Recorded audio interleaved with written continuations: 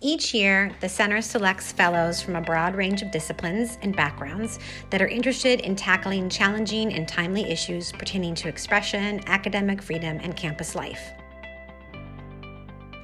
Our third class is an exceptional group of individuals representing students, professors, law enforcement, policymakers, and senior administrators. Their research centers on complex topics such as student activism, student leader information networks, targeted harassment of faculty, and the relationship between students and campus law enforcement. And while the past year has been difficult in so many ways, they've continued to engage with members of their campus communities and have found new and inspired ways to move their research forward. We're excited to present their work to you early this summer. But in the meantime, let's hear what they're doing to safeguard and encourage the free exchange of ideas while ensuring the institutional values of equity and inclusion. My project is called Undocumented Students at the University of California System, Free Speech, Civic and Political Engagement. And it aims to uplift and elevate undocumented students' voices UC-wide through research and advocacy, with the goal to improve and create new policies and practices to better serve and protect undocumented students and their free speech. So the primary goal that I'm trying to achieve with my Fellows project, which is focused on using social media data to identify basically discrepancies or asymmetries with respect to how good the information users are receiving from their social media feeds is, and how that varies by political orientations. My project examines the relationship between Black administrators and Black student activists on college campuses.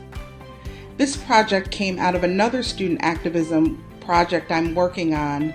When I was interviewing folks for that project, it became clear that Black administrators had a particular experience when it came to activism, especially activism related to race and in which there are interaction with Black student activists.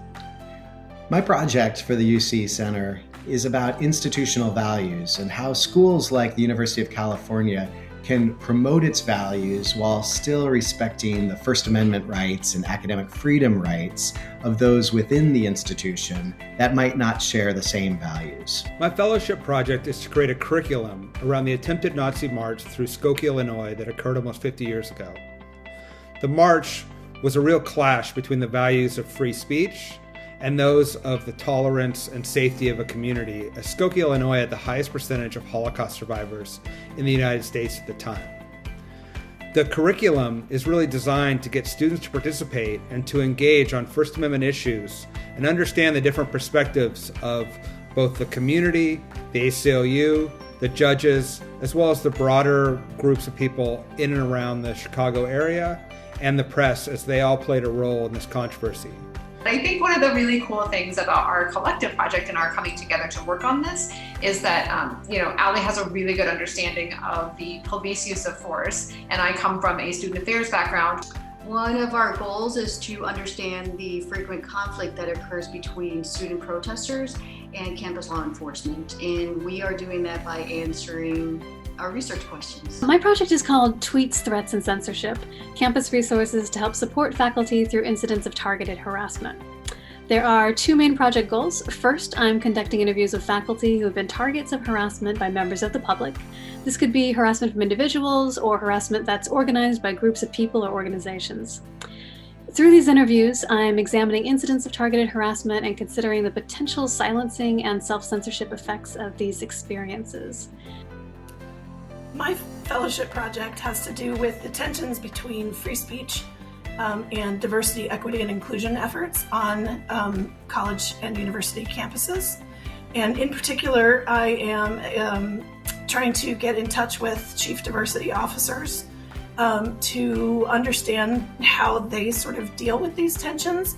In particular, what kinds of issues do they face? And what kinds of strategies have they used to try to deal with these things? So the inspiration from my project came from a conference panel I was on last year. We were talking about free speech in the classroom. And of course, in the conversation, the topic of so-called self-censorship came up.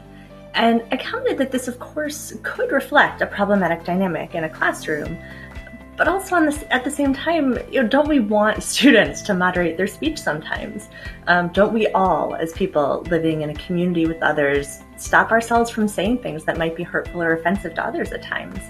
And hopefully pretty frequently, actually. And I could see some people in the audience nodding and clearly following what I was saying, and some folks just reacting in horror. And this made me realize that we really need a much more complex way of thinking about how students actually think about their own and others' speech in the classroom. The relationship between media and what constitutes our common understanding is more important than ever. Campus-based activism is certainly a part of the media discourse. So for the past couple of years, I've been working with colleagues to develop a measure that specifically focuses on understanding how campus organizers, be they staff, faculty, or students, implement their particular interests or ambitions through different types of organizing and activism tactics. Keep an eye out for the release of the 2020-2021 Class of Fellows research this summer, followed by a series of interactive Fellows in the Field digital workshops.